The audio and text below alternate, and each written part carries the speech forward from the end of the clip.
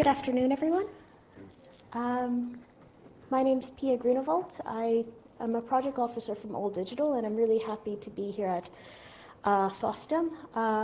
It's my second year here, and my first year doing a presentation. And the reason why I'm doing this is to talk about our project on open adult education. In terms of open adult education, I should be clear that I'll give an introduction about our network and what we do. But in terms of adult education, we focus on upskilling and reskilling adults with little or no skills to be ready for the digital transformation. Just about what we do. So at All Digital, we support about 43% now of Europeans with insufficient digital skills.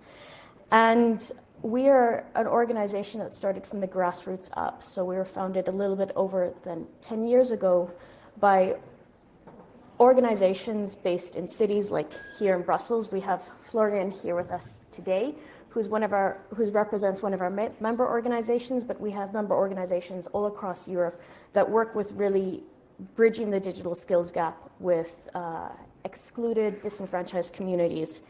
And they decided to form the organization after realizing that there's much challenges to be had at the European level on bridging the digital skills gap. So they formed us in terms of, originally we were called Telecenter Europe, and now we changed the name to All Digital. We have different focus areas in terms of basic digital skills, employability and entrepreneurship, coding, digital media literacy, and STEAM skills for society. And a lot of the projects we do are Erasmus projects, some Horizon projects in doing these areas. Now, going to open adult education, I'll actually go to this slide here. So in 2017, in our member surveys, we realized there were a few challenges in that our members needed to find new approaches to teaching basic digital skills to different cohorts across the population. So it needed to be more modular and adaptable to address immediate needs. And we also wanted to take into account more mobile and open source, free and open source technologies and solutions. I'm sure, as you probably are aware, a lot of the digital inclusion sector got a lot of support from proprietary organizations, and that support has been cut a lot. But also proprietary organizations propose a big challenge for disenfranchised communities because you're locking people into a software right from the get-go. And many of our organizations are realizing that and making full transitions to free and open source technologies. And we need to create better training modules to address that need. And we also needed to focus on new digital skills and use different standardized frameworks like Digicomp Edu. At the European level, I mean, we're here in Brussels. We're not a strictly European organization, but there are various international frameworks being used in terms of identifying core competencies to teach digital skills and also to identify what skills are missing and lacking. So the Open AE project, Open Adult Education project, is addressed to teaching high quality skills and competencies to educators. And so we're talking about people working in digital competency centers, people working in libraries, so they can have a series of modules to train themselves in and also bring this to their end users, so adults interested in reskilling and upskilling. I'll go back down here. So we're developing a curriculum. We have a curriculum already developed, and we have a toolkit on open technologies that are mapped according to Digicomp Edu. So we use Digicomp as a area which we identify what skills educators need, and we use, and with our consortium that are a few organizations very adept in free and open source technologies, we identified resources and different modules and softwares that we can use to train e-facilitators or digital educators. We're about to start piloting with at least 10 e-facilitators in 4 different European countries using this curriculum and this open modular toolkit. and then we'll produce guidelines on transferability. So these are the project outputs again. And so we have the toolkit, and we're also going to use SlideWiki, if anyone is familiar with that, in terms of creating courses for educators and such. Before we started, and this is also one reason why I brought Florian here, is that one of the reasons why I really wanted to come to FOSDEM is we wanted to raise awareness to the free and open source community, to developers, about what is the need to bridge the gap in terms of how free and open source technologies can better really reach the most vulnerable in society and the people who are most at risk of being locked into proprietary software.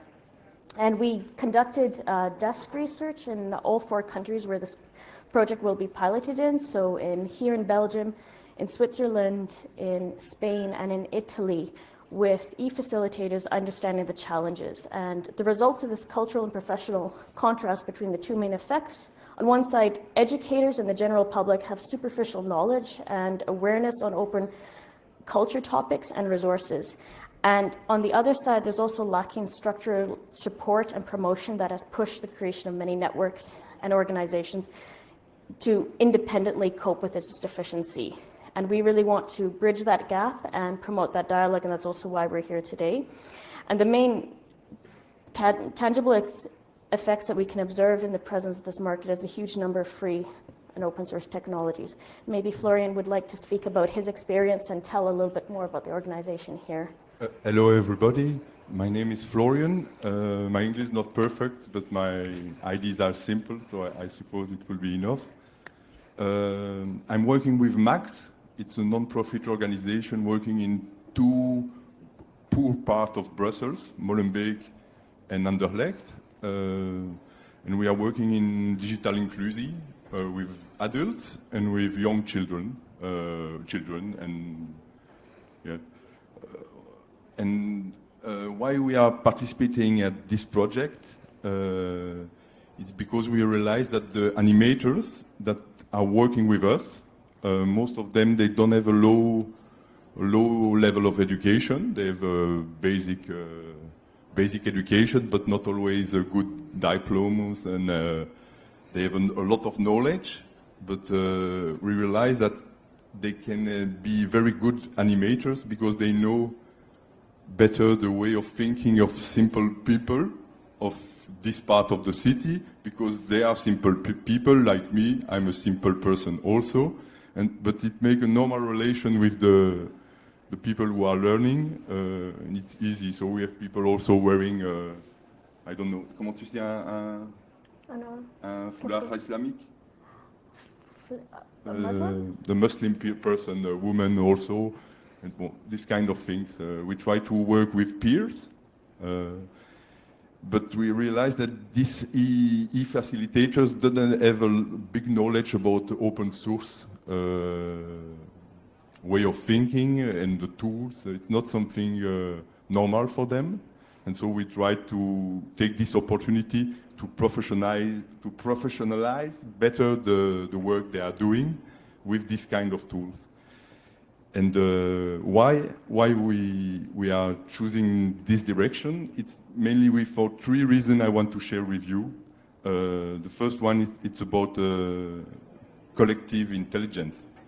That the people who are in the classroom have knowledge, they have competences, they have needs, and what we try to do is to understand the needs they have, but also to start from the power they have, to be open to the knowledge they have, but also to the way of thinking.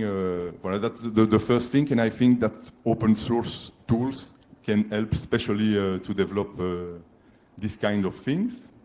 And the second thing for e-facilitators is that they're not always conscient about the tools they are using and the consequence about using these tools.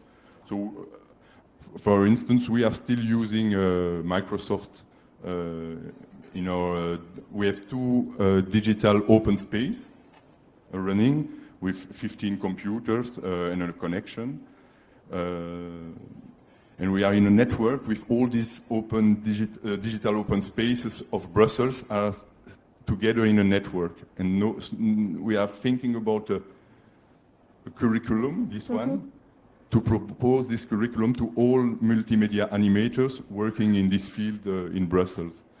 And so the second idea I wanted to say about the tools is that we would like to make possible a choice that the person knows why he's using these tools and what are the consequences about the tools, because of course the tools will have an impact about the results, but also an impact on the end, on the one who's using the tools.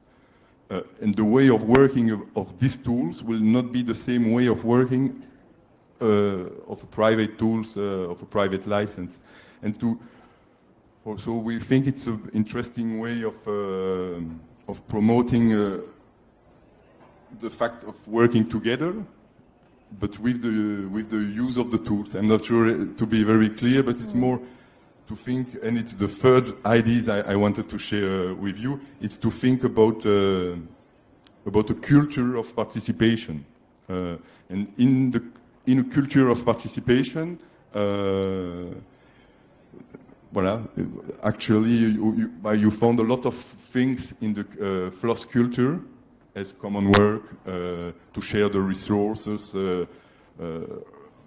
not one person decide for the others. Well, you have a lot of things who can be maybe useful for us. Voilà. That's it, and I give back the question to everybody, yes, or to Pia. And I'm very interested in hearing some questions from the audience, but one of the things we want to promote here is also the concept of free culture and collaboration and collaborative knowledge. So while Max, they sometimes speak very lowly of themselves and say, we still use Microsoft, we still use these tools, but the idea is also teaching people about licenses, teaching people about copyleft, how they can create their outputs to be open so it can be reused by other people. And they're excellent at that.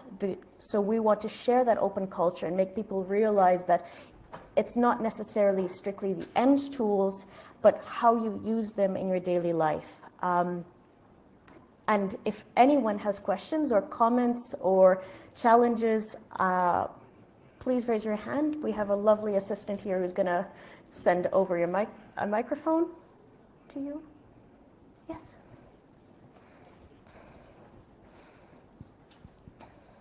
Hi. I just want to ask, you said you have your curriculum in SlideWiki, is that correct? Okay. So if I understood correctly, what the curriculum you are currently developing is something like a train the trainers. So is that correct? Yes? Yeah. Okay. And what kind of language do you have so far? Oh, so this will be in English, French, Italian, and Catalan, a little bit also in Spanish and Dutch. And this is also one reason why we're starting to pilot in April, because it takes a long time to translate it in that many languages.